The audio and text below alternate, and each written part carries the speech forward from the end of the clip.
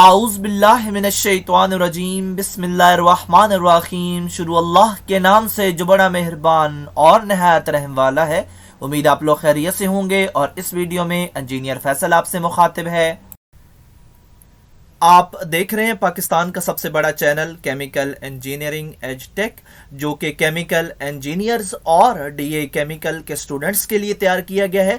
इस चैनल में chemical engineering के मुख्तलिफ सब्जेक्ट्स जिसमें industrial chemical process, industrial stoichiometry, chemical engineering, organic chemistry, mathematics, engineering informatic topics के अलावा इंडस्ट्रियल इंटरव्यूज़ के लिए शॉर्ट क्वेश्चन आंसर के लेक्चर्स भी शामिल हैं। आप मेरे चैनल को सब्सक्राइब करेंगे तो मेरी हर लेटेस्ट वीडियो आपको मिलती रहेगी।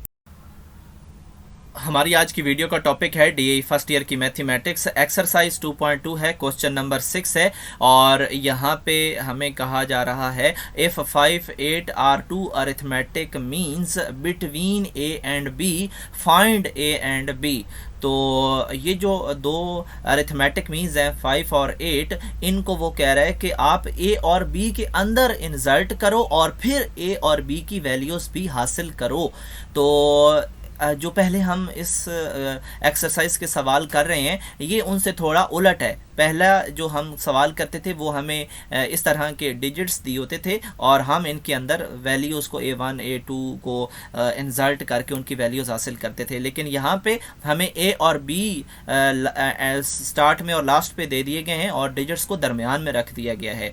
और अब हम क्या करेंगे, अब हमने ये इनको स्टार्ट करने के लिए ये जो मैंने रेड फार्मूला यहाँ पे पेस्ट किया है इसकी मदद से हम इसको प्रोसेस करेंगे। और इसमें जो ए एन है इसका मतलब है कि जो एक टर्म होती है उसकी वैल्यू वो हम कोई भी यहाँ से उठाएंगे और उसकी वैल्यू होगी। जो ए है ये फर्स्ट टर्म होती है, फर्स्ट टर्म हमें नहीं पता यहाँ पे ए है, और एन जो है वो ये जो जिसकी हम यहाँ पे वैल्यू लिखते हैं उसी का हम यहाँ पे नंबर लिखते हैं। और इसके अलावा हमें डिफरेंस चाहिए, तो डिफरेंस तो हम यहाँ से ले सकते हैं क्योंकि ये हमारे पास 5 और 8 मौजूद हैं और ये अरिथमेटिक प्रोग्रेशन भी है और अरिथमेटिक प्रोग्रेशन की सीरीज़ में हर डिफरेंस सेम होता है। तो यहाँ से अगर हम 8 -5 करें तो हमें डिफरेंस -3 मिल जाएगा। और फिर हम क्या करेंगे कि इनमें से कोई एक वैल्यू उठा लेते हैं और इसका हमें नंबर पता होना चाहिए। तो अगर हम यहाँ से काउंट करें तो ये 1 और ये जो 5 है ये सेकंड टर्म है और इसकी वैल्यू 5 है। और अगर हमारे पास ये दो इंफॉर्मेशंस हों, एक उसकी टर्म नंबर और एक उसकी वैल्यू, तो फिर हम उसके ऊपर ये फार्मूला अप्लाई कर सकते हैं और फिर हम यहाँ से फर्स्ट टर्म को ले पाएंगे क्योंकि हमारे पास डी तो है। तो हमने इसी जो इंफॉर्मेशन है इसी बेस पे चलना है कि हमारे पास सेकंड टर्म की वैल्यू 5 है। सेकंड टर्म की वैल्यू 5 से हम इस फार्मूला में जो है जाएंगे और यहाँ पे जो इसकी वैल्यू है वो हम पुट करते हैं ए एन की जगह पे। तो यहाँ पे देखें 5 आ चुका है और ये जो इसका नंबर है नंबर 2 है और वो जाएगा इस एन की जगह पे, तो 2 -1 तो 1 डी आ जाएगा। तो यहाँ पे आप देख रहे हैं कि डी लिखा हुआ है।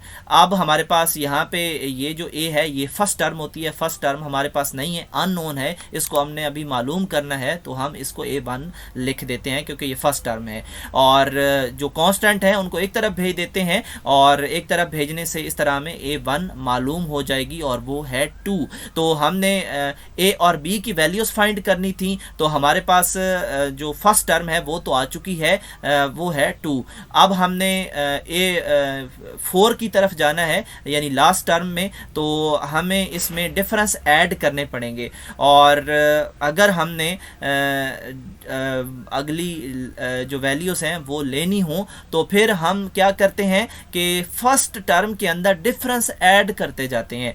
फर्स्ट टर्म के अंदर अगर एक डिफरेंस ऐड करेंगे तो अगली वैल्यू मिलेगी, अगर 2 डिफरेंस ऐड करेंगे तो हमें थर्ड वैल्यू मिलेगी, अगर 3 डिफरेंस ऐड करेंगे तो हमें 4th वैल्यू मिलेगी और यहाँ पे b 4th नंबर पे है। तो इसका फार्मूला यही है कि हम हमेशा डिफरेंस को बढ़ा सकते हैं, एक एक करके हम फर्स्ट टर्म में ही इसको ऐड करेंगे। हम ये नहीं करेंगे कि अगर हमारे पास सेकंड वैल्यू आ चुकी है तो डिफरेंस को उठा के इसमें ऐड करके अगली वैल्यू ले लें, हमने ये नहीं करना। तो हमने 3 डिफरेंस इसमें फर्स्ट टर्म में ऐड करने हैं। तो यहाँ पे 3d लिख दिया, d की वैल्यू हमने डाल दी और इस तरह हमें b की वैल्यू मिल गई। तो b की वैल्यू 11 है।